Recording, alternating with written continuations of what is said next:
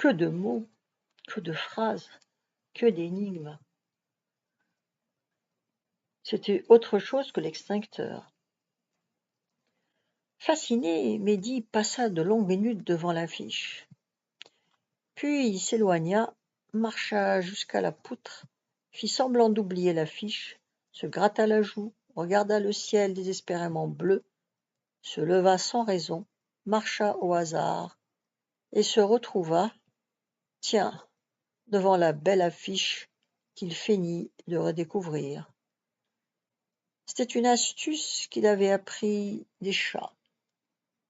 Faire semblant d'oublier quelque chose de délicieux pour le plaisir de la redécouverte.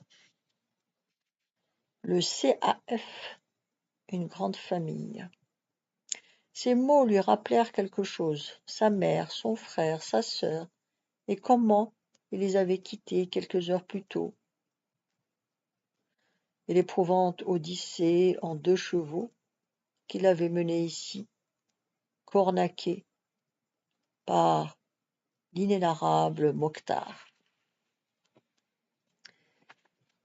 Mehdi, interrogé par M. Lombard lors de leur première rencontre, s'était rendu compte qu'il ne savait pas qui était Mokhtar. Son oncle? Le mari d'une tante lointaine? Un ami de la famille? Tout ce qu'il savait, c'était que ce grand écheau-là venait parfois chez eux lorsqu'il était de passage à Beni-Mellel pour ses affaires. Les dites affaires constituaient un mystère pour tout le monde. Quand on lui demandait ce qu'il faisait dans la vie, il partait d'un grand éclat de rire, racontait une blague, impliquait Dieu et montrait sa sacoche. Preuve évidente, mais de quoi? On le voyait parfois livrer des liasses de journaux aux papeteries de la ville. Mais ce n'était quand même pas un vrai métier. Jovial, serviable, un peu pâteau, il était apprécié de tous. On l'avait chargé, puisqu'il possédait une voiture, une antique de chevaux, de convoyer Mehdi jusqu'à Casablanca. C'était l'affaire de plusieurs heures de voyage sur une route étroite encombrée de camions, et de le déposer au lycée français.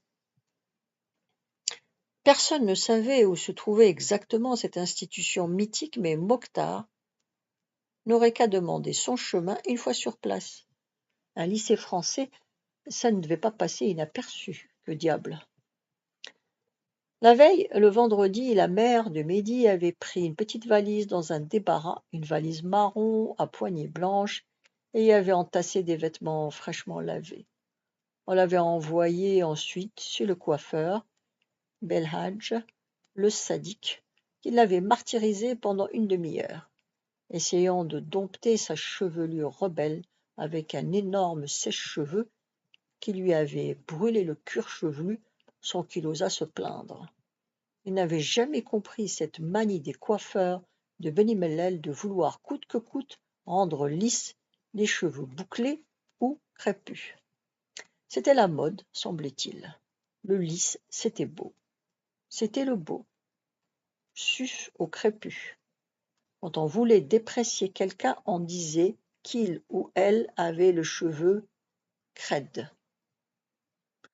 Ravalant ses larmes, serrant les dents, l'enfant était rentré tard à la maison, la tête en feu. Elle n'avait rien pu avaler en guise de dîner. Pour la première fois de sa vie, il avait connu les affres de l'insomnie. Se tournant et se retournant dans son lit, les yeux obstinément fermés, il voyait très clairement un grand trou noir. C'était même tout ce qu'il voyait. Et cet abîme semblait destiné à l'engloutir dans un avenir très proche. Inquiet d'être encore réveillé au milieu de la nuit, il était sorti de son lit et avait grimpé en silence les escaliers qui menaient à la terrasse. Là, il s'était assis à même le sol, regardant l'immense ciel sombre, piqué de millions d'étoiles. Une voix à la fois chaude et grave, d'une beauté ensorcelante, s'était élevée du minaret de la mosquée du quartier, psalmodiant pendant un bon quart d'heure de longues phrases incompréhensibles.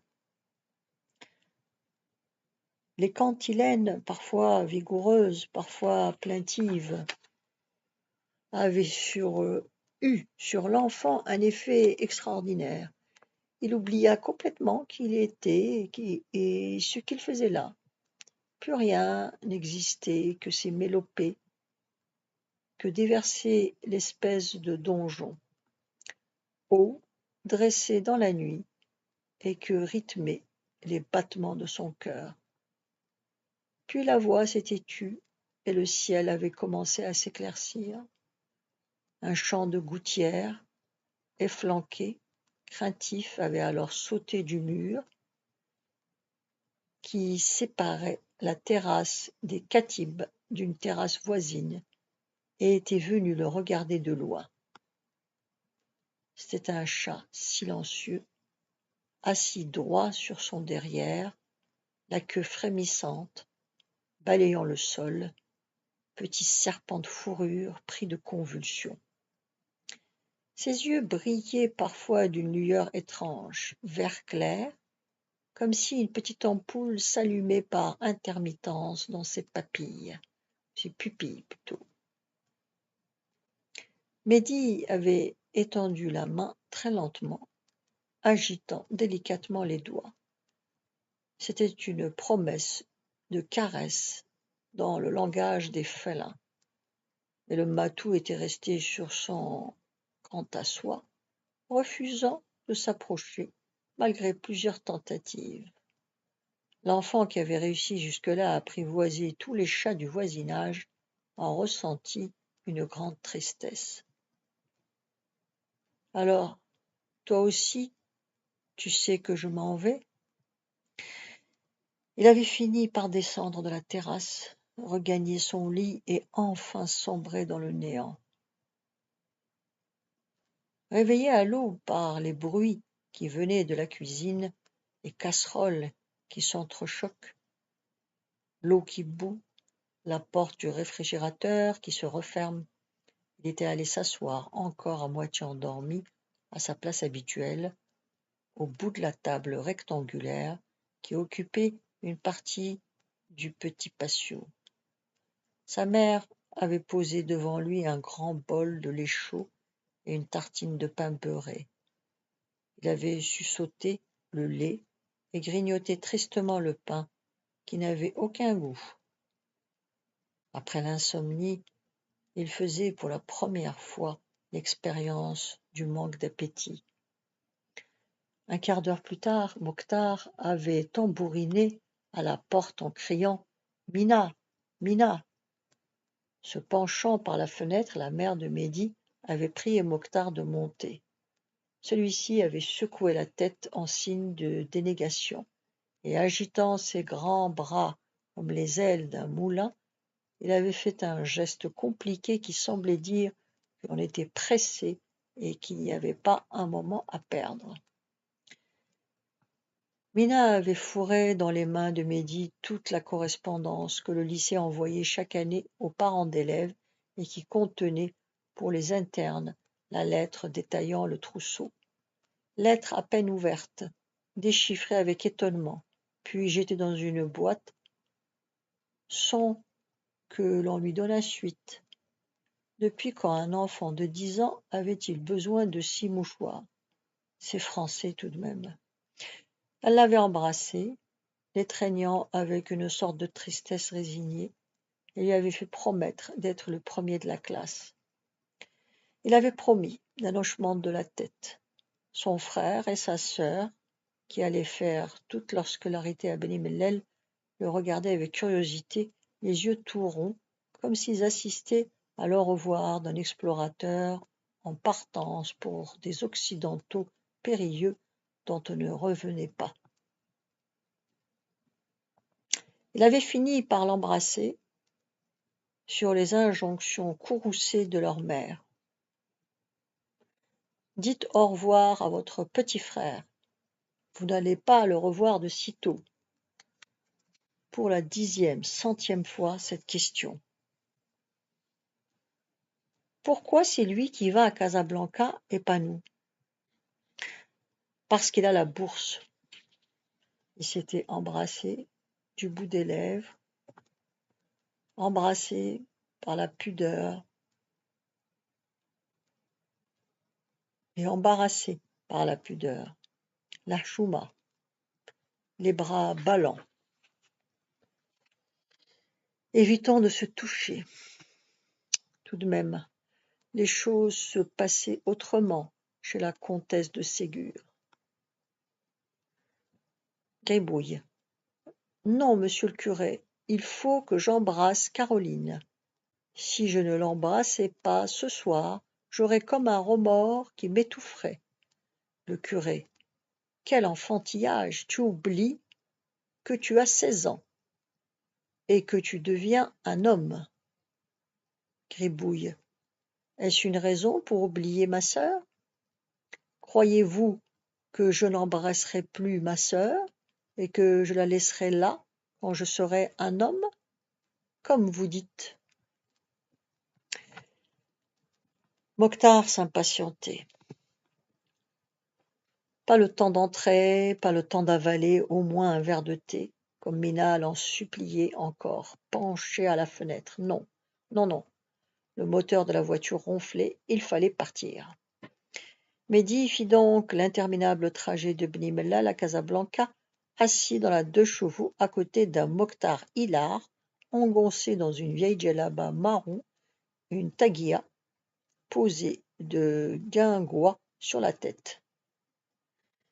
Il tenait le volant de la main droite, le bras gauche pendant mollement en dehors de la voiture, se redressant parfois pour faire des signes mystérieux aux voitures et aux autocars qui arrivaient en face. Il traçait un cercle dans l'air avec son index. Il faisait parfois une sorte de V de la victoire.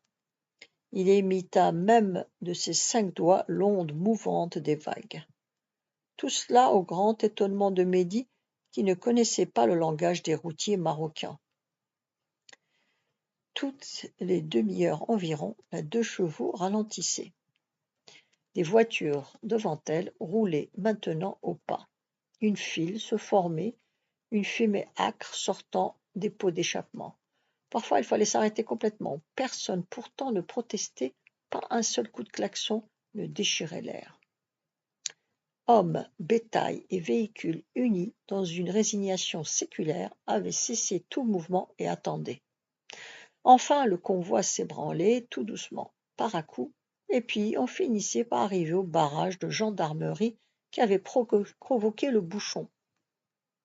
Un gendarme s'approchait de la portière de la voiture, l'air las ou méfiant, forcément moustachu, tout de gris uniformé. Il portait 2 doigts à peine polis à la visière de sa casquette et demandait des papiers de la voiture et ceux du conducteur.